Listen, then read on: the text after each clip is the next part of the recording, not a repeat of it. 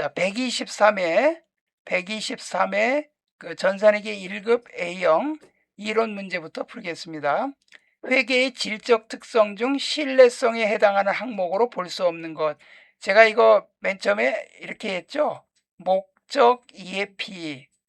이거 기억나시죠? 신표 검증. 이거 기억나요? 이거 목적 적합성하고 신뢰성인데, 신뢰성은 표현의 충실성, 검증 가능성, 중립성이라 그랬죠? 요것만 외우시면 요 문제 한 문제는 그냥 공짜로 그냥 맞춰요. 신표 검증 골라보세요. 신표, 여기 검증, 신표, 표, 검증. 그리고 세 개니까 요 적시성이지. 정답. 적시성은 목적 적합성이 들어가잖아요. 그죠? 이거 외우시면 그냥 한 문제 공짜로 그냥 먹는 거예요. 두 번째, 다음 중 회계 전표 처리 중 시산표에서 가장 쉽게 발견할 수 있는 겁니다. 없는 게 아니라. 이 시산표는 차대변 합계가 맞는 거를 따지는 거죠.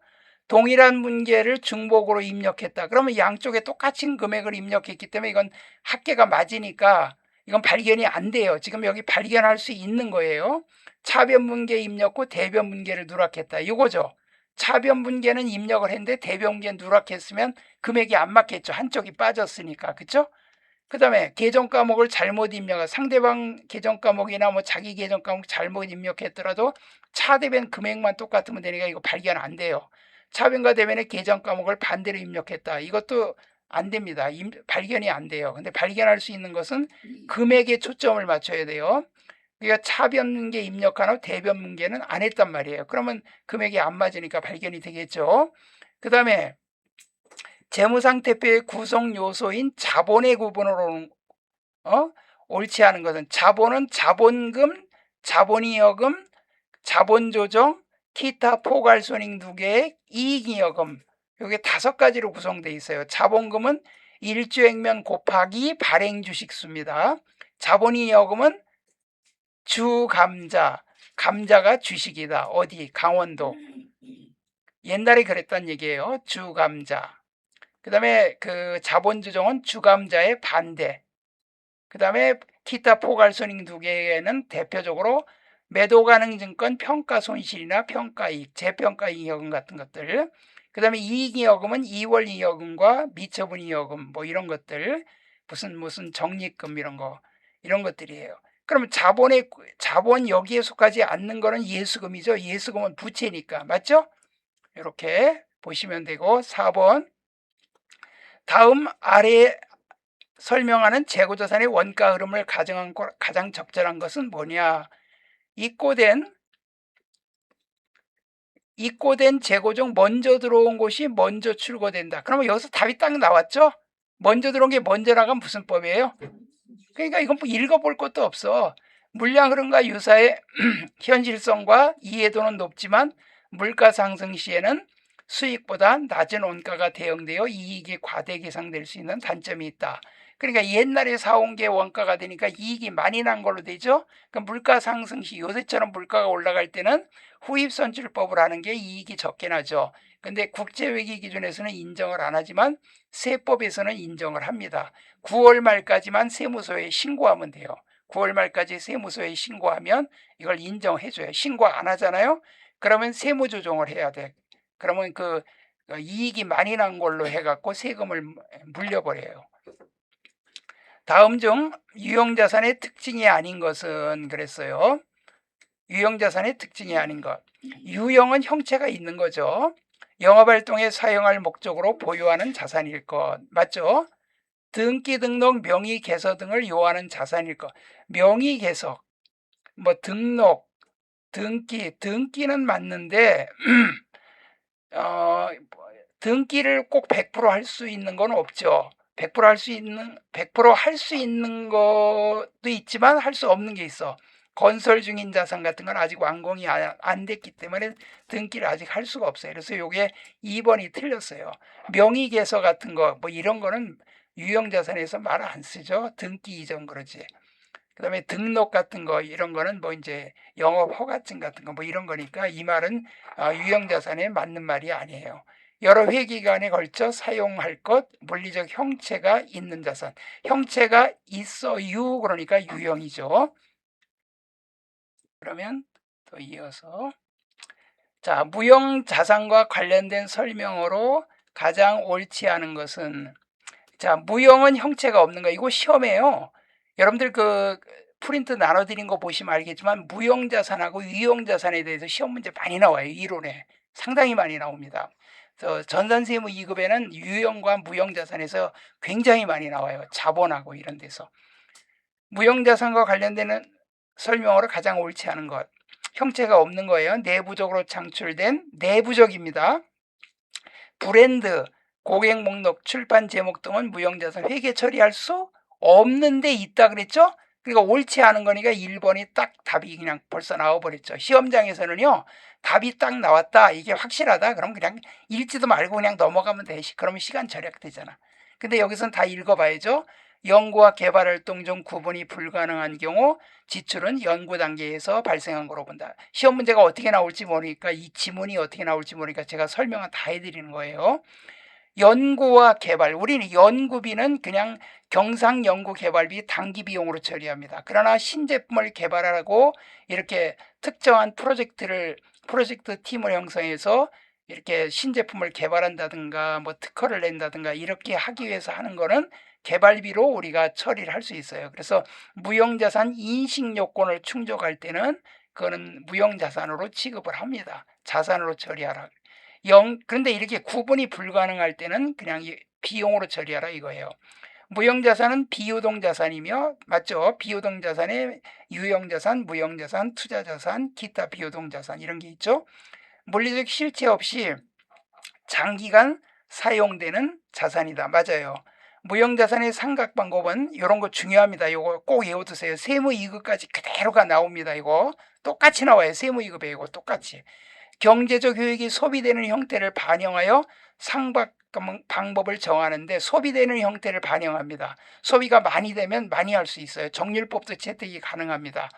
근데 정하는데 합리적인 상각 방법을 정할 수 없을 때는 무형자산은 원칙적으로 정액법을 채택합니다. 정액법. 매년 액수가 똑같이 상각되는 거. 그리고 이 무형자산은 잔존가치가 없는 걸로 봐요. 그것도 하나 기억해 두세요. 자, 그 다음에 결산 시 기간 경과분 미지급 이자를 계상하지 않은 경우 재무제표에 미치는 영향으로 옳지 않은 거. 요런 그 영향이 요런 문제 꼭 하나씩 껴 나옵니다. 이거는 어떤 급수에든지. 그럼 이럴 때 가장 여러분이 잘할 수 있는 건 뭐냐면 기간 경과가 됐는데 미지급 이자. 그러면 이거는 분계를 하세요. 이자 비용 대변에 미지급 비용. 이런 분계를 빼뜨렸다 이거예요. 계상하지 않았다 이거예요. 그럼 어떤 영향이 있느냐? 이자 비용으로 안 했기 때문에 이걸 안 했다는 얘기야. 이걸 안 했으니까 비용의 과소계상. 그죠? 비용을 해야 되는데 비용으로 안 했고, 그 다음에 미지급 비용은 부채죠. 부채의 과소계상. 자, 그러면 비용이 과소가 되면, 비용이 줄어들면 뭐가 돼요? 순이익은 과대가 되겠죠? 그리고 자본도 과대가 돼요. 순이익이 나면은 자본이 늘잖아요. 자본 과대. 근데 여기서 해당되는 거는 자, 비용의 과소인데 비용의 과소 맞네요. 비용의 과소. 이자 비용, 미지급 비용. 그러니까 비용의 과소 1번이 답이네요. 부채를 옳지 않은 걸 물어봤구나. 이렇게 문제를 잘못 읽었네요. 옳지 않은 거는 여기 지금 요거 중에서 이제 고르면 돼요. 이제 이거에 해당이 안 되는 걸 고르면 돼요. 비용의 과소 계상 맞고 부채의 과소인데 과대로 되어 있으니까 2번이 답이네요. 순이익의 과대 계상 맞죠? 자본의 과대 계상. 제가 설명드린 그대로예요. 순이익이 늘어나면 자본도 늘어납니다. 그리고 자산에서 부채 빼면 자본 나오는데 부채가 줄어들면 자기 자본이 늘잖아요. 그런 걸 따져야 돼요. 이런 문제가 꼭 한 문제 시험에 꼭 나옵니다. 그 다음에 이제 8번 같은 경우는 그냥 암산해도 돼요. 이런 거나 굉장히 쉽게 나왔네요. 요 중간에 비어 있으면 거꾸로 기해서 T자 그려서 해야 되는데 이거는 그냥 더하면 돼. 기초에다 매입 더하고 기말을 빼면 돼. 그럼 이거 더하니까 60, 10을 빼니까 50. 이건 암산이 가능하죠? 50만 원. 맞죠? 18만 원에 42만 원 더하면 60이고 10만 원 빼니까 50. 자, 50만 원이 매출 원가인데 매출액이 47만 원? 오메, 이거 원가보다 싸게 팔았네. 그럼 얼마 손해봤어요? 마이너스 3만 원. 마이너스 3만 원이야, 마이너스. 손실이 난 거야. 단기 순손실 났어. 아니, 매출 총 손실 났어. 근데 판관비가 21만 원 들어갔으면, 비용이 21만 원 들어갔으면 여기 손실이 3만 원 났는데 단기 순이익은 그러면 24만 원이 마이너스가 되죠. 단기 손실이에요. 순손실. 자, 그러면 Z에 들어갈 금액으로 적당한 것 그랬어요. 단기 순손실이 24만 원인데 이건 틀렸고, 단기 순이익은 말도 안 되고, 단기 순이익도 말도 안 되고, 단기 순이익 24만 원, 4번이네요. 오케이? 됐죠? 자, 그 다음에 자, 이 원가에게는 제가 그냥 설명드릴게요.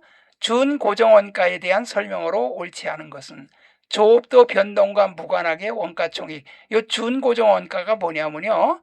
자, 이겁니다. 우리 그래프로 그려드릴게요. 자, 일정 여기까지는 똑같이 돈 들어가요. 예를 들면 공장이 하나야. 그럼 공장 감독자의 월급은 뭐 이 사람은 한 400만 원 준다 그러면 400만 원 들어갔어. 근데 공장을 하나 더 세웠어. 그러면 감독자, 공장장을 2명을 채용해야 되겠죠. 한 사람 더 채용해야지. 그럼 갑자기 400만 원이 800으로 늘어. 이렇게 계단식으로 이렇게 계단식으로 는다고요. 그러니까 이거는 계단식으로 늘어나는 것을 준고정원가, 계단원가라 그럽니다. 그럼 준변동원가는 이렇게 기본까지는 기본요금이 나와. 여러분들 그 전기료나 가스료는 안 써도 기본요금 나오죠? 그리고 쓰는 대로 나오죠. 이렇게. 요게 준변동원가. 전기, 가스 이런 거. 그 다음에 이건 준고정원가. 공장 감독자의 급료, 난방비 같은 거. 준변동비, 준고정비. 그 다음에 고정비는 뭐냐? 그냥 생산량 관계없이 일정하게 들어가. 이거는 대표적으로 뭐 임차료 같은 거.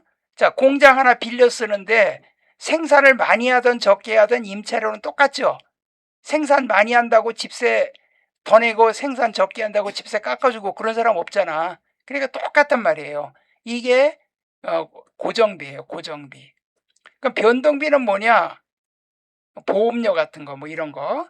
고정비는 이렇게 되고 변동비는 뭐냐? 변동비는 변동하는 거예요. 이렇게 생산량에 따라.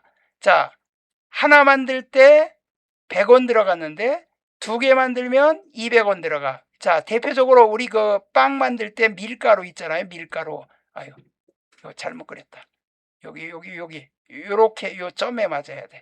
자, 빵을 하나 만들면 밀가루 하나 값이 들어가죠. 이렇게 양이 2개 만들면 밀가루 두 개 양이 들어가죠. 3개 만들면 3개 값 들어가고 4개 만들면 4개 값 들어가고. 그러니까 재료비와 노무비는 직접 재료비와 직접 노무비는 변동비입니다. 이건 생산을 많이 하게 되면 똑같이 생산량에 따라 많이 들어가는 게 변동비예요. 자, 그러면 준고정원가는 뭐냐? 가장 옳은 것 그랬어요. 조업도 변동, 조업도라는 거는 우리가 그 작업 시간 또는 생산량을 말해요. 조업도는 생산량, 그 다음에 작업 시간. 생산량이 많고 적음에 따라 뭐 이렇게 달라지는데 조업도 변동과 무관하게 원가 총액이 일정하게 발생한다. 이건 준고정원가가 아니라 이거는 고정원가를 설명하는 거예요. 이건 여러분들 그 총액 기준입니다. 이거. 고정비는 단가는 이렇게 줄어들어요. 이렇게 단가는 이렇게 줄어듭니다. 고정비는 단가는 오히려 이렇게 일정해요. 단가하고 여기 그 단가하고 총액하고 달라요. 자, 이건 다시 설명해 드릴 겁니다. 일정 수준의 조업도 내에서는 원가 총액이 일정하나 조업도 범위가 일정 수준을 넘어설 때마다 일정액만큼 원가 총액이 증가한다. 아까 설명했죠? 그러니까 2번이 답이에요. 조업도의 증감에 따라 총원가가 비례하여 발생한다. 이건 뭐예요? 변동비.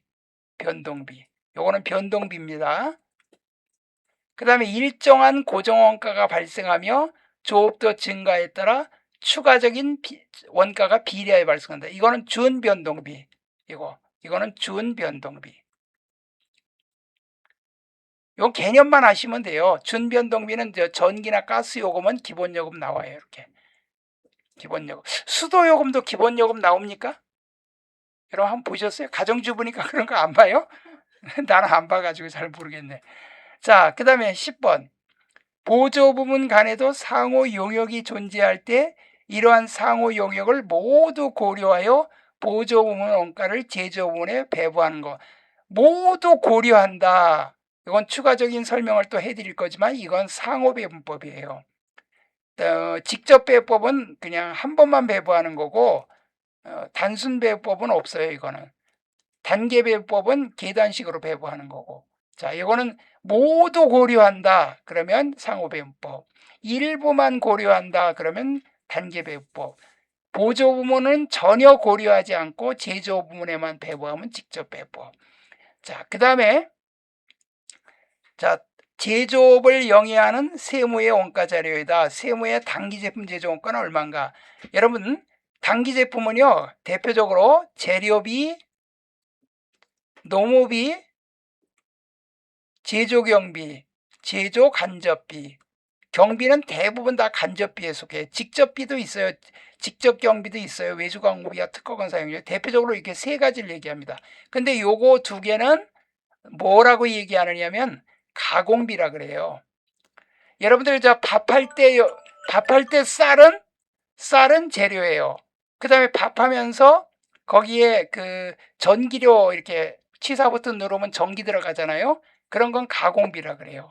그러면 여기에 단기 제품 제조 원가는 뭐냐? 여기다가 이제 지난번에 만들다 넘어온 기초 제공품을 더하고 이거는 플러스 해주고, 그 다음에 여기 마이너스 기말 제공품은 지금 아직 완성이 안 된 거니까 요거는 빼줍니다.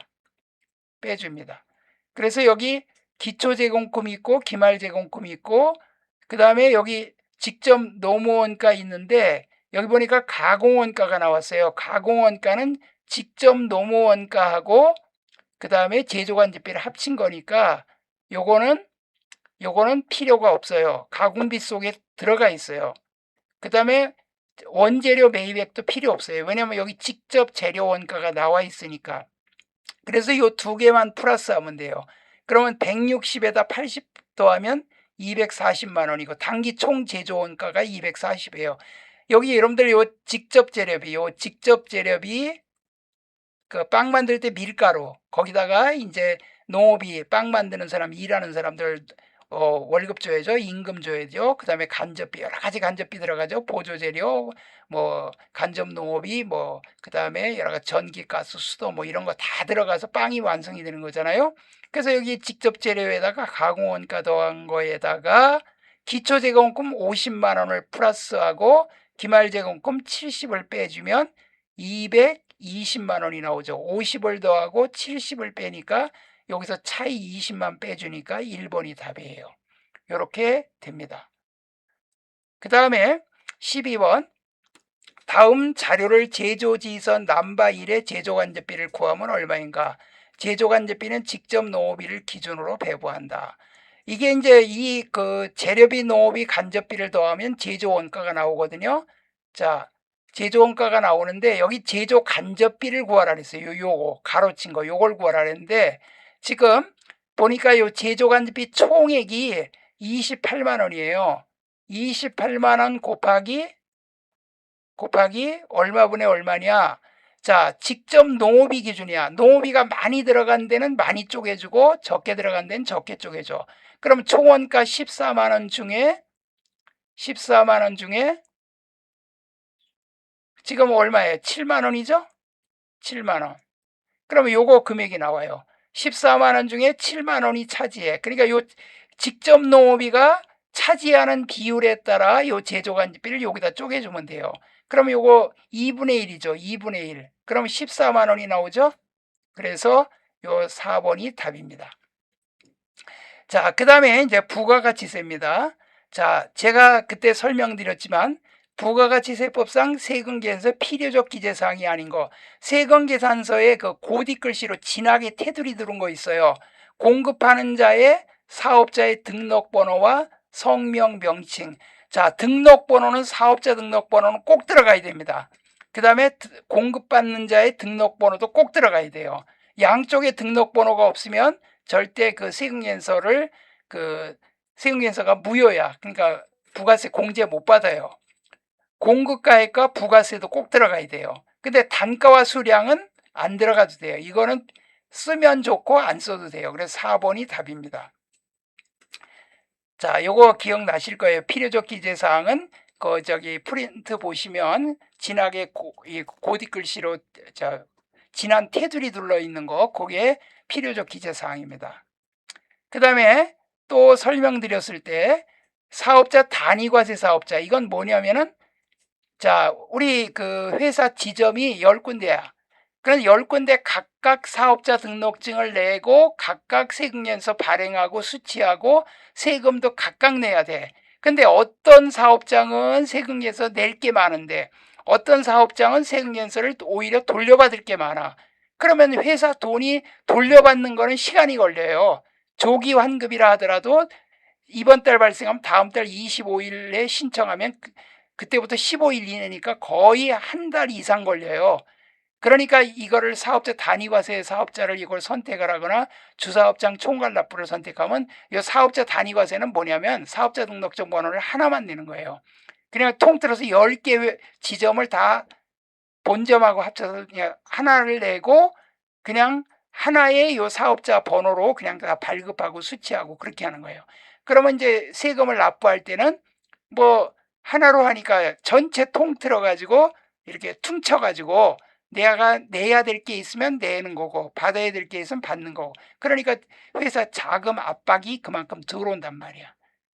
무슨 말인지 알겠죠? 세금을 낼 게 있고 오히려 돌려받을 게 더 많아. 근데 각각 하게 되면 낼 거를 내고 돌려받는 건 늦게 돌려받으니까 회사는 돈이 잘 돌아야 되거든. 그러니까 이 사업자 단위과세 요거는 바로 그거예요. 각 사업 가장 옳지 않은 것 그랬죠. 각 사업장을 부가가치세 납세지로 한다. 이게 틀렸어요. 1번이 틀린 거예요. 사업장에 하나이나 추가로 사업장을 개설하는 사업자도 신청할 수 있어요. 이거는 세무서에다 신청해야 돼요. 언제 과세기간 개시일 20일 전까지. 자, 1기 과세기간은 1월 1일부터 6월 말까지, 2기는 7월 1일부터 12월 말까지. 그리고 예정신고는 또 3개월씩 끊어서 하죠. 과세기간 개시 20일 전까지 반드시 날짜를 지켜야 돼요. 여러분들 이 세법은요, 날짜가 굉장히 중요해요. 날짜를 지나버리면 이거 혜택을 못 받아요. 그리고 세금을 늦게 내면 가산세 보고를 늦게 하거나 세금을 늦게 내면 가산세가 나옵니다. 그것만 절약해도 엄청난 돈이에요. 제가 가산세를 3,100만 원을 가산세를 낸 사람이에요. 그렇기 때문에 이 가산세는 굉장히 조심해야 돼요. 자기의 사업자 다른 사업장에 반출하는 경우 재화의 공급으로 보지 않는다. 그 지점끼리 서로 물건 주고받고 막 그러잖아. 그것도 원래 각각 할 때는 그런 사업자 단위과세나 총괄납부 사업자 그걸로 안 하게 되면은 다 세금에서 발행해야 돼요. 원가로 발행해야 돼. 이제 A 대리점, B 대리점 이렇게 이제 서로 주고받을 때. 그러나 그 대리점 모두 다 합쳐서 하나니까 이건 재화의 공급으로 보지 않아요. 그래서 요거 있는 거 잘 기억해 두세요. 각 사업장 부가가치세로 납세지로 한다가 틀린 거예요. 이거는 한 군데서 합니다. 주사업장이나 본점이나 이런 데서. 다음 중 부가가치세법상 재화의 공급으로 보는 거래로 가장 맞는 것은 재화의 공급으로 보는 것. 여러분들 제가 이거 알려드렸죠. 물건 사고 파는 거는 당연히 물건 이렇게 파는 거는 재화의 공급이 맞아요. 용역 서비스 제공하는 것도 맞아요. 그러나 자계사패